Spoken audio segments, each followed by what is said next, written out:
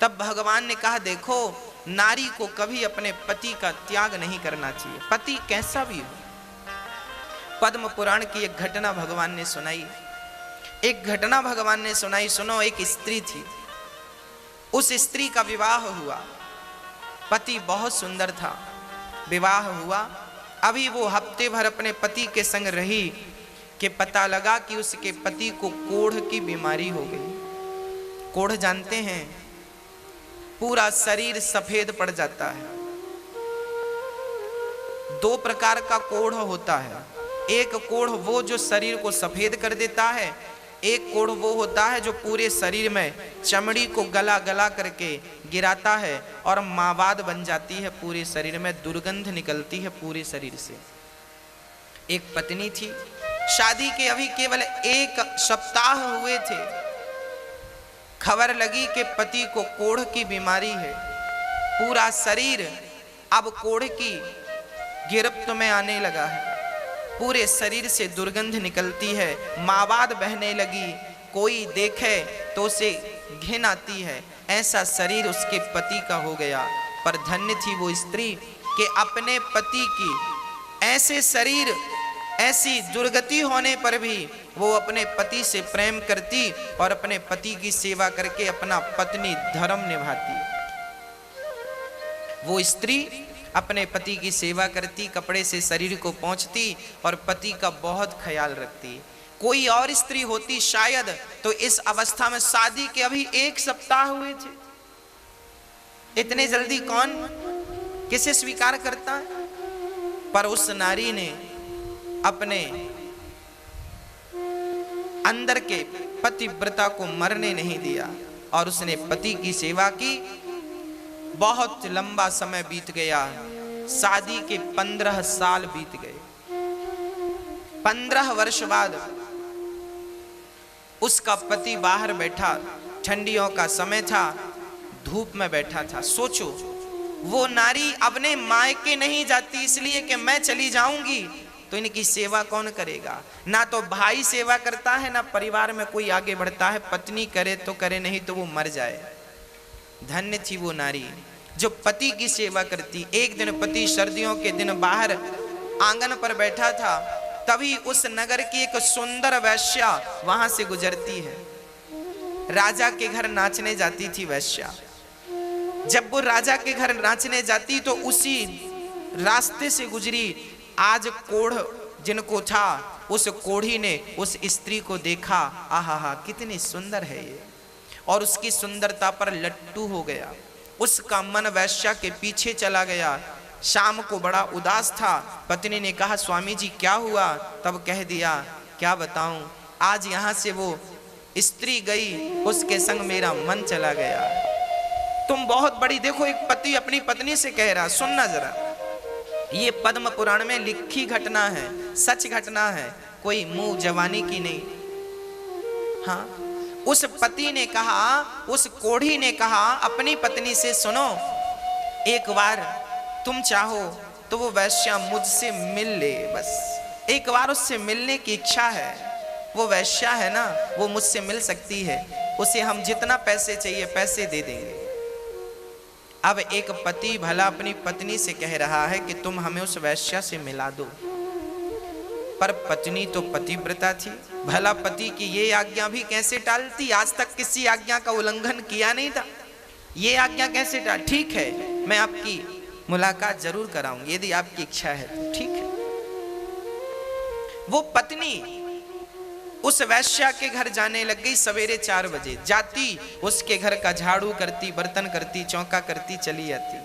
वैश्या ने देखा कि मेरे घर झाड़ू पोंछा कौन करता है। एक दिन उस वैश्या ने ताड़ लिया अर्थात देख लिया, छिप करके देखा कौन आता है मेरे घर काम करने। देखा तो ये पतिव्रता।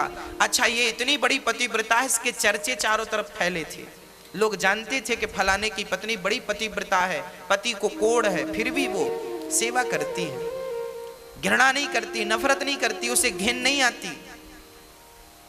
वैश्या चरणों में गिर पड़ी, देवी तुम इतनी बड़ी पतिव्रता हो, मेरे घर झाड़ू लगाओगी, पोंछा करोगी, तो मैं तो वैसी वैश्या हूं, मुझे नरक में भी शायद जगह ना मिले, तुम इतनी बड़ी पतिव्रता मेरे घर झाड़ू क्यों लगा रही हो, बताइए। तब वैश्या से कहा पतिव्रता स्त्री ने, देखो देवी, मेरे पति का मन तुम पे आ गया है, तुम मेरे पति को एक बार मिल लो और उनकी इच्छाओं को पूरा कर दो। जब इस प्रकार का निवेदन एक पतिव्रता नारी ने उस वैश्या से किया, वैश्या को पता था कि इसके पति को कोढ़ का रोग है, शरीर से दुर्गंध निकलती है, परंतु आप कह रही हो तो ठीक है, कल शाम के समय, कल रात्रि के समय आप अपने पति को मेरे घर ले आना, मैं उनसे जरूर मिलूंगी, भेंट करूंगी, ठीक है। अब ये पतिव्रता नारी अपने पति को ये समाचार सुनाती है कि वो आपको कल मिलेंगे। अब तो ये पति बड़ा प्रसन्न हो गया। दूसरा दिन हुआ, शाम हुई, चलने का इंतजार। अच्छा, ये कोढ़ी था, ज्यादा दूर चल नहीं सकता था, शरीर जर्जर था। हाँ, शरीर बीमार था ना, शरीर जर्जर था, शरीर तो जर्जर था पर मन चंगा था। कुछ दूर चला, पत्नी ने हाथ पकड़ करके अपने पति को चलाया, इसके बाद थक गया, कहने लगा मैं चल नहीं सकता पर मेरी इच्छा है उससे मिलने की। बैठ गया, रोने लगा। पत्नी ने कहा स्वामी जी रोइए मत, आप मेरे कंधे पर बैठकर चलिए। तब पत्नी ने अपने पति को अपने कंधे पर बिठाया। जरा दृश्य देखिएगा, ऐसा भारत और ऐसी पतिव्रताएं आगे मैं स्पष्टीकरण करूंगा। इस नारी ने अपने पति को कंधे पर बिठाया और वैश्या के घर जंगल के मार्ग से चली, गांव के भीतर से जाएगी, लोग क्या कहेंगे, पति को कंधे पर बिठाकर कहां जा रही हो, लोग हजार सवाल करेंगे। जंगल के मार्ग से जा रही है, कोई देख ना सके। पर उस जंगल में एक घटना और घटने वाली थी। क्या घटना थी? वहां पर एक संत बैठे थे। हाँ, वो संत, एक वहां का जो राजा था, उस राजा के घर में कुछ चोरों ने चोरी करी। चोरी करके धन संत की कुटिया पे छिपा दिया।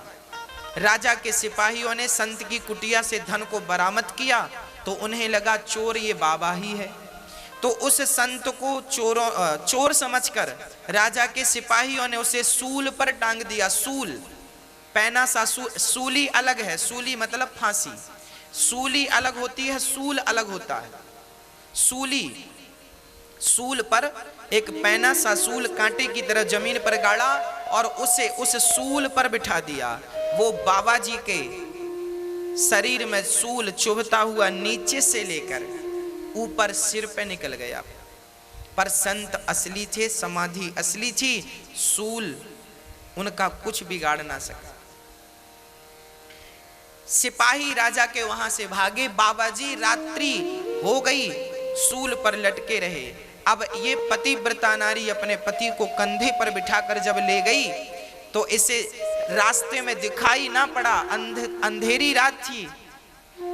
तो इस नारी के कंधे पर जो पति बैठे थे, पति का सिर बाबा जी के पांव से टकरा गया, क्योंकि बाबा जी सूल पर लटके थे, ऊपर थे, और इसका पति भी कंधे पर था। तो इनका सिर बाबा का पांव यूं टकरा गया, और जैसे ही टकराया बाबा की समाधि खुल गई। बाबा ने श्राप दे दिया, जिसने मेरी समाधि भंग की वो सूर्य उदय होते ही मर जाएगा। अब जैसे ही ये श्राप लगा तो कोढ़ी राम तो लगे रोने, मैं तो गया काम से। वो तो लगा रोने, वैश्या को भूला, सब कुछ भूला, लगा रोने, मैं तो गया काम से, मैं तो मर गया।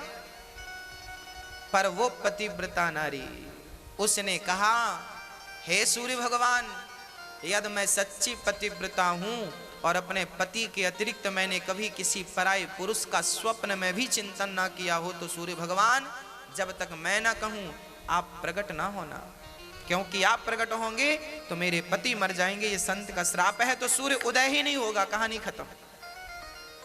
भक्तों 24 घंटे बीत गए, 48 घंटे बीत गए, हाहाकार मच गया, सूर्य का आता पता नहीं। हाहाकार ब्रह्मलोक में मच गया, सूर्य क्यों नहीं निकल रहे हैं? सूर्य बोले मैं नहीं जाऊंगा, नहीं भस्म हो जाऊंगा उस नारी के कारण। वो इतनी बड़ी पतिव्रता है कि सूर्य की गति को रोक दिया उन्होंने, रुक गए सूर्य भगवान, स्थित हो गए, स्थिर हो गए। ब्रह्मा विष्णु महेश दौड़े दौड़े आए, देवी क्या कर रही हो, प्रकट होने दो ना, मेरे पति मर जाएंगे। तब अनुसुईया माता को पता लगा, वो आई और अनुसुईया माता ने कहा, देवी तेरे पति को मैं जीवित करूंगी, तू आने दे। सूर्य भगवान को जब आने दिया, सूर्य उदय हुआ, श्राप के कारण पहली किरण पड़ते ही उसके पति मर गए। तब अनुसुईया ने कहा कि हे प्रभु, यदि मैं अनुसुईया सच्ची पतिव्रता हूं तो इसका मरा हुआ पति जीवित हो जाए। कहकर जल छोड़ा, परिणाम क्या हुआ, मरा हुआ पति जीवित हो गया, कोढ़ का रोग था वो समाप्त हो गया और सुंदर सा पुरुष खड़ा हो गया। विमान आया, दोनों शरीर सहित भगवान के निज धाम को चले गए। एक पत्नी चाहे तो पति कैसा भी हो, उस पति का भी कल्याण कर सकती है। हाँ, अब यहां कई बार ये प्रश्न लोग करते हैं कि गुरुजी, खासकर हमारी माताएं ये प्रश्न करती हैं कि गुरुजी हम तो बहुत अच्छी हैं, हम तो पति को भगवान मानती भी हैं और वास्तविक में स्त्रियां मानती भी हैं बहुत सारी, पर हमारा पति ही अच्छा नहीं है तो क्या करें। मैंने ये कथा आपको इसलिए ही तो सुनाई कि आवश्यक नहीं है कि आपका पति अच्छा हो। ये इसका पति कौन सा अच्छा था, ये वैश्या की डिमांड कर रहा है, ये अच्छा है। आपका तो शायद इतना गंदा भी नहीं होगा कि आप इससे कहे कि मुझे वैश्या के घर छोड़ दो। तो ऐसे घटिया पति थे इनके, पर ये पतिव्रता थी। देखो मेरी माँ, आप अच्छी हो, आप सही मार्ग पर हो, जमाना गलत है तो रहने दीजिए, आप सही मार्ग पर रहिए, आप सही हैं तो ठीक है, जमाना गलत है तो क्या हम भी गलत हो जाएं उनके साथ ना। यदि बिच्छू अपना डंक मारने का धर्म नहीं छोड़ती, यदि वो अपना धर्म नहीं छोड़ती, तो हम इंसानों को अपना धर्म नहीं छोड़ना चाहिए। स्त्री का धर्म है पति की सेवा करना और पुरुष का धर्म है कि नारी का सम्मान करे। ये पुरुषों का धर्म बोल रहा हूं। यत्र नार्यस्तु पूज्यन्ते रमन्ते तत्र देवता तत्रैतास्तु न पूज्यन्ते सर्वास्तत्र फलाक्रिया। जिस घर में नारी का सम्मान आदर होता है, उस घर में देवी देवताओं का, लक्ष्मी का वास होता है। जिस घर में नारी का सम्मान नहीं होता, उस घर में बहुत ज़्यादा बाधाएं होती हैं, उत्पन्न होती हैं, समस्याएं होती हैं, अशांति बनी रहती है।